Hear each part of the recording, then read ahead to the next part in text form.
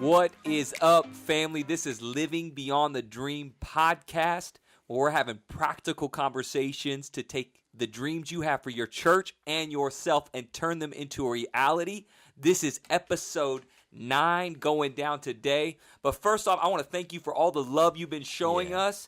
If you have been, man, just sharing it, thank you so much. It is making a difference, man, reaching as many people. But if you haven't, please, man, get that share on. If this is something you've been enjoying, share it with your friends and family. And also, if you could review and write a review and star it on the podcast, that really helps us get our reach out there, Father, and get a little bit more exposed. And so, man, get that share on so we can help as many people live their dreams. Yeah. I'm Mike. This is my man, Tyler. Tyler, can you tell us what we are diving into today? Definitely. Yes. Last week we outlined 7 ways to handle stress. Okay. But today we're going to talk about one of the biggest stress creators. Okay. Confrontation. Ooh.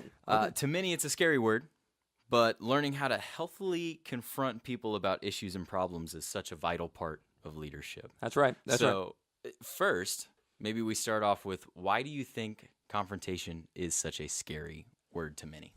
Well, the reality is that most people struggle with confrontation because most people, and this isn't trying to say this in a negative term, but we like to please people. Yeah. You know, we like to have people on our side, and so we fear confrontation because we fear offending someone or causing someone to leave us, or we feel like that it may disrupt the waves. And so confrontation to us is something that's a negative thing instead of a positive thing. Yeah. And so we framed it in our minds. It's the way we react with people as it's negative. And confrontation isn't negative. It's very positive. However, when you have it framed for so long in your mind that it's a negative thing, because when we think of confrontation, we think of, oh, no, you didn't. Yeah. And getting up to people, that's not confrontation. But that's Right. what we picture in our mind, that if we confront somebody that has an opposite view of us or something that isn't healthy, or there's a struggle there, or there's an issue or tension, that it's automatically this fight going to happen in your life. Yeah. So we run from that because we don't want to disrupt the waters, right? Yeah. And it's not negative at all. Yeah. You recently did a write-up on your blog, which, little post, little plug, what is your blog site? MichaelSCarlton.com. There it is. Okay. So you recently did one that outlined 5 healthy keys to confrontation. Yeah. That's what I want to spend a lot of time breaking down today. Okay. So those keys were: nothing gets in the way of your organization's vision. Go in with a pure heart. Don't let too much time pass. Be clear and make sure that you follow up. So on that first one, kind of the same format as the last podcast, but on that first one, I want to break down vision. Okay. And how can a lack of confrontation impact the organization's vision? Well, here's what you've got to understand, and this is, you've got to get this deep in your spirit. So if you're a leader, listen to me. If you have anything in your heart and mind, you need to get this. We don't cheat on the vision that we have for our organization. Yeah. So God has given you a vision for your church. God's given you a vision for your business, your organization, your family. God's given you a vision. You don't cheat on the vision. Infidelity is the quickest way to ruin trust and destroy something that you're trying to build. Yeah. Because when you start cheating on it in small ways, when you start flirting with other things that are contrary to where God is wanting you to go, you're going to struggle.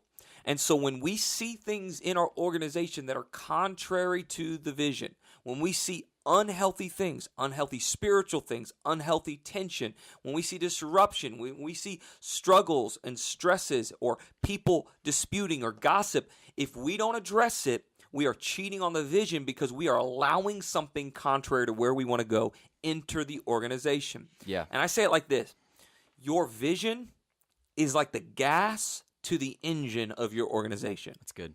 And what I mean is that you ain't going nowhere if you don't have vision. Yeah. You can have all the modifications of that engine. The body can look great on that car, right? You can have a sweet paint job, nice interior, chromed out rims. Yeah. You could have all the modifications. And if it's chilling in your driveway, all of a sudden your neighbors are going to think it looking good, right? They'd be like, look at that ride. Yep. Ooh, look at all that. Look at that paint. Look at that. Look at that rim. Ooh, that engine. Look at that chromed out engine. All that modification. That's awesome. But then guess what? When it's like a month sitting there and it ain't moved, all of a sudden they're going to go, what's up with the car? Yeah. It's just a glorified yard decal. Yeah. It's just trying to decorate your yard. It ain't going nowhere. Yeah. And then they start thinking, is there something wrong with that thing? Why isn't it running? Yeah. Why isn't it going?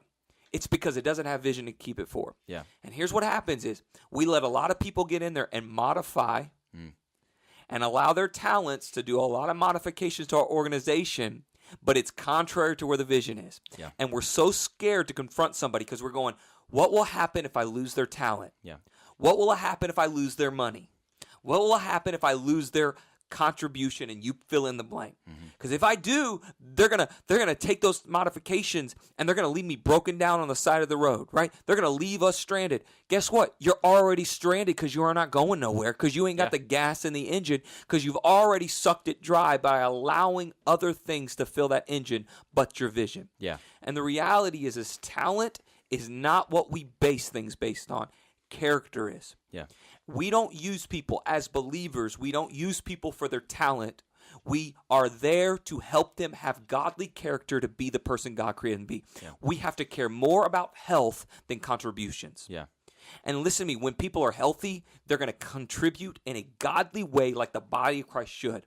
When they're unhealthy, they're going to be contributing in a way that is negative and always has a reason of you owe me attached to it. Yeah. And so we've got to understand the way we disciple and lead people. I'm not going to stand before God one day and he go, hey, I want to know how much talent you had in your church and how big your church is. He's going to say, I want to know how you discipled people, grew people, and helped them be who God created them to be. Yeah. And so we have to understand that. So that's why we confront, and that's why we confront, because the vision can't be compromised. Yeah. Secondly, and you got to add this to the vision, listen to me. Whenever someone is putting a negative impact into your organization, they are taking away. They are taking away the growth possibilities.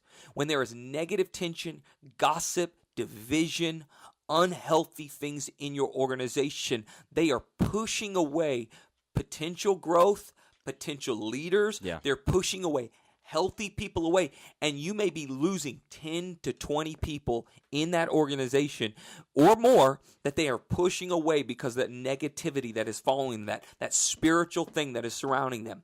And so when you address something, you're taking a negative and turning it into a positive, and you're going to start getting a positive gain to your organization. And that happens by two ways. Either they change, and they change their behaviors, and they realize, hey, that's not healthy, and they want to be better, and they want to go to the places God has for them, or they leave your organization, and that negativity leaves with them. Yeah.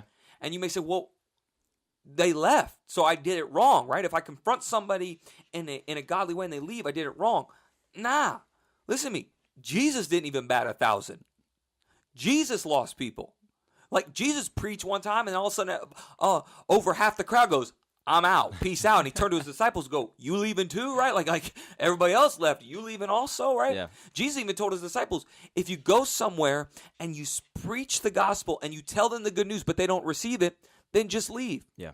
You got to leave, right? So not everybody's going to take your confrontation, your feedback for growth, but you can't let that fear keep you, because what you don't understand is they're keeping more growth and more potential and more health from your organization by letting it stand. Yeah. That's really good. I think you just like you said, you have to stay married to that vision. Yeah. 100%. And then the next one is pure heart. Yes. Going into it with a pure heart. Why is going in with a pure heart so important? Because this isn't about you. This is about them and the people in your organization. Yeah. Okay? So you have to frame this the right way. You can't go in because you're ticked off at them. Right. You have to go in because you want the best for them. Yeah. You have to go in because you truly want them to be better, and you want growth in their life, and you want them a part of the team. Yeah. I say it like this all the time. If I don't truly care about somebody, right, it's easy to write them off. It's easy just to ignore them. It's easy just to want them to leave. Mm-hmm. But the fact that I have tough conversations with people is proof that I want them a part of my team. Yeah. It's proof that I don't want them to leave. Yeah. It's proof that I want them to win in our organization and win on our team. Yeah. Because if I didn't love them or care for them, I'd just fire them. Yeah. I just tell them to leave. Yeah. Right? You've got to really want the best for other people. And so many times we just want the best for ourselves, and we don't look at it through the lens of the person we're trying to help. Yeah. And until you get to that purity heart, you won't really address the root issue of the problem. Mm-hmm. You'll only address the surface. You'll only address with what's annoying you, Yeah. not what's causing that unhealth in their lives. But when you truly care about them as a person, you start looking at it at a deeper level to get to the root cause. Yeah. If all you do is cut things off at the surface, that weed's coming back. Yeah. And that's what we tend to do. Yep. Just stop this behavior. Yeah. Just stop this negative behavior. But we don't really get to the root of the problem. Right. But when I care about you, I care to find out why you're struggling in this area, or why you keep falling in these negative habits, or why you keep making decisions like that, Yeah. or why there's this unhealth. Because I want to get to the root of it so that you can be healthy and you can be a healthy part of my team, our organization, because I want you a part of it. I don't want you to leave. Yeah. And so you've got to get pure in your motives. Mm-hmm. And when you go in there, you can go with a clear conscience. Yeah. Because even if they don't receive what you said, you can sleep peacefully at night. Yeah. Because you know why you went in. Yeah. And I can't tell you how many people have left our church because we've confronted them on issues and then came back. Yeah. I mean, came back. They went and gossiped about it. There's people who went and gossiped about us, talked bad about us, ran our name through the mud, and we never said anything. We Yeah. never defended ourselves. We never went out there. We just, you know what?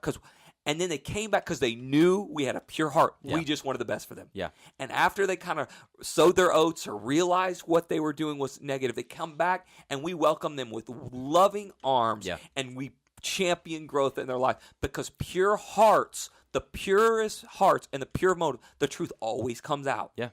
You don't have to go defend yourself. Yeah. You know the truth will always come out in those moments. Yeah. I think you hit on a really important a key to that, though, and it was the timing aspect of it. So if you go in with just an emotional state, just on surface level, it's not going to be uncovering what you want it to uncover. So what can happen if an issue is not handled in a timely manner? Like either you address it too quickly or you wait too long, because there's two sides to that. Yeah, here's the reality, and most people are the latter, not the the first thing. They wait too long. Yeah, because we believe this lie that time heals everything, right? Oh man, time heals everything. That's a big fat lie, yes. Right? Time don't heal nothing. No, time makes things worse. Yep. And the reality is this. I like to frame it like this. If you have a problem with somebody, I have a problem with you. Mm-hmm. You tick me off. I got this animosity towards you, right? I'm just got this grudge against you. Yeah. So this issue happens. I won't say anything to you. And then 30, 45, 60 days later, all of a sudden I go to you and I go, you know what? I've had this grudge against you. I've had this animosity. You tick me off. And then I tell you what you did to tick me off. You're going to go, what? You waited 60 days to talk to me? Yeah. You waited 60 days to confront me. You've had all this animosity all this time and you never said anything to me? Yeah. Or I have an animosity, I have an issue with you, and then I go to you quickly. What do you think is your response? Going to be better for the quicker or worse for the longer? Yeah. Because the reality is you show value in a relationship by not holding on to negative baggage that's going to weigh that relationship down. Yeah. So when you try to go to something and confront something in the proper time, it's going to show value in that person. Secondly, when you wait and you keep sweeping things under the rug, guess what? You're going to accumulate more than just that incident. Yeah. Because guess what? They're going to keep walking in that offensive nature. They're going to keep doing the things because they have no idea that it's bothering you. Right. They have no idea what they're doing is wrong. Yeah. And it's not their fault because you never addressed it. Yeah. And so all of a sudden, it's going to be stack upon problem, stack upon issue, stack upon animosity, to finally you're dumping out a whole treasure chest of junk in their lap. And they're shocked by it because you've just been taking score of all the negative offenses they've made because you refused to address it way back at day one, right? Yeah. So it's not their fault. So if someone continues with a negative behavior that you never addressed, it's your fault, not theirs. Yeah. Because they are naive to the problem. That's so true. And we don't understand that. And we're digging ourselves in a hole for the people we're trying to lead and disciple because we could be saving them a lot of grief. Yeah. And we're prolonging their growth. instead of trying to speed up their growth because we don't address the issues. Right. And then guess who we have to be accountable for? We are the ones that are accountable for their lack of growth because Yep. we're their leaders. We're the ones that are discipling them. We're the mentors. And because we don't address something and we just keep letting things get swept under the rug, we're the ones that are holding them back from who they are supposed to be Yeah. and their character. And that may sound like a lot of pressure on you, but that's the kind of responsibility you take on when you choose to be a leader Yeah. and step in that. Now, you can't handle the issue too quickly Yeah.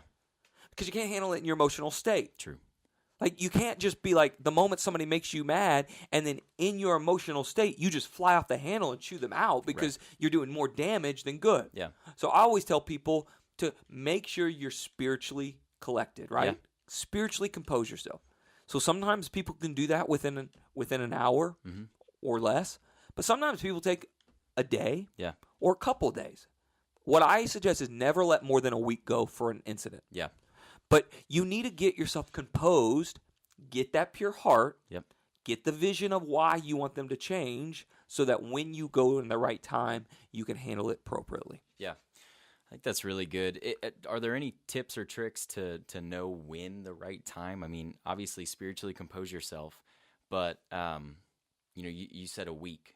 Have you been in a position where, it would be justified to wait longer than a week, or Well, the only time I feel like it's justified to wait a little bit longer if there's circumstantial things that are going to surround that Yeah. would distract them. Yeah. Like we have a rule here: don't address something on a Sunday that could wait till a Monday, right? So now if there's immediate attention that's going to continue to hinder the Sunday service, we'll address that. Yeah. But most things can wait till Monday. So we're not going to just drop the lap of you screwed this up and you screwed Right. that up because we have 5 services on a Sunday. So Yeah. we need to make sure we're going to be giving our best every service, and I don't want our people distracted. Yeah. So you need to make sure there's no circumstantial things that could keep that. But here's the reality. You're never going to feel 100% ready for that confrontation. Yeah. Because the reality is confrontation is not fun. Right. Okay? You just need to make sure you're not ticked off and hot-headed Yeah.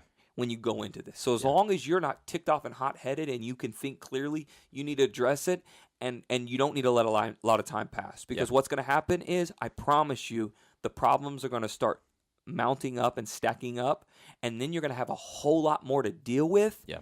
and you're causing an issue. It's kind of like this. Every forest fire starts with a match. Yeah. Too many times, we don't address it when it's still just a match fire. We wait till it's a forest fire, Yeah. and it's too late because it's doing a lot of damage to go with it. Yeah. If we would have addressed it quickly up front, we wouldn't have the back end problems to go with it. Yeah. So you need to address it when it's manageable, not when it's, oh my gosh, 911, Yeah. we are about to go under. And that's what most leaders do. Yeah. They wait till they have to fire the person. They don't address it up front. Yeah. So they wait till it's a forest fire level and have to literally remove someone Yeah. because they ignored the signs leading up to that issue. Yeah. I think for me, a big one, and you kind of hit on it already, was, early in my leadership, I would make excuses for myself on why I could hold out. I could hold out just a little bit longer, because of X, Y, and Z or whatever. But when you flip the mindset to, if I don't confront this, I am robbing them of growth. Yeah.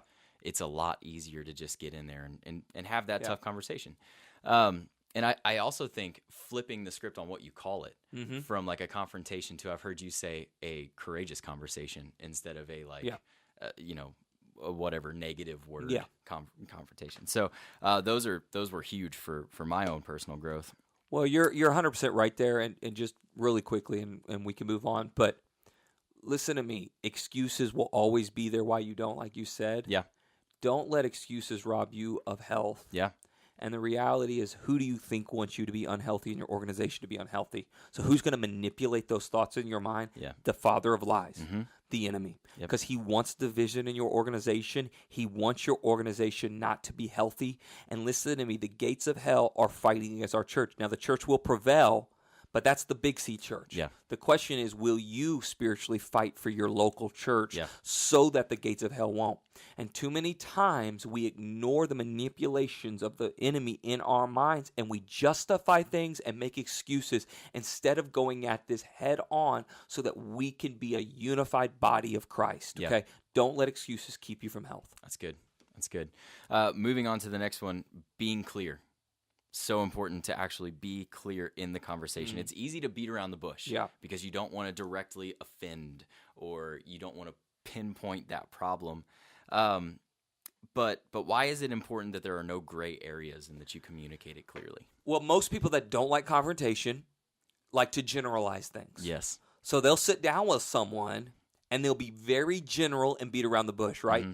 They'll say things like, well, I don't like it when people do XYZ or how organizations do that or personality types, right?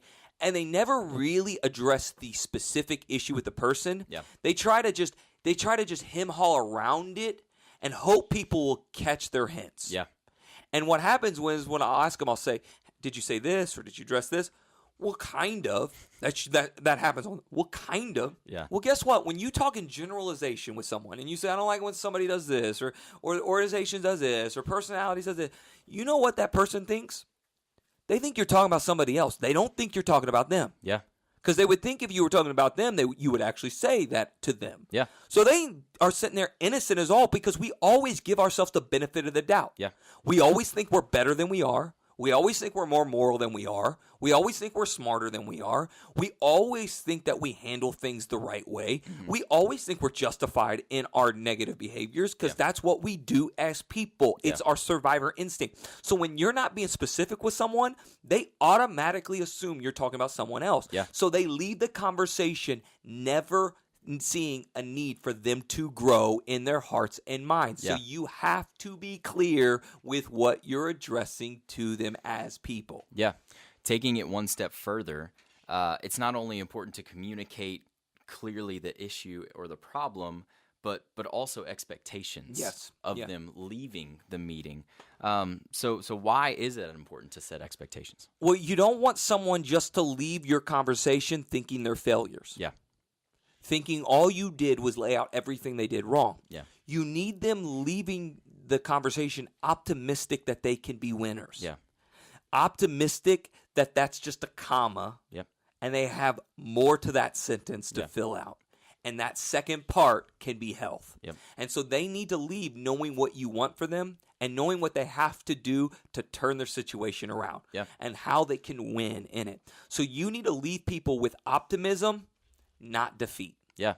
I think that's the difference in that mindset that we were talking about. I mean, if you go in there and give them action steps or expectations that leave, it's a value add. Yes. You know, if you were to just go in and pinpoint the problem, just like you were saying, they feel like a failure, and then you've got now a negative person on your team. 100%. And they don't think you want them on the team. Yeah. They think you're trying to get rid of them.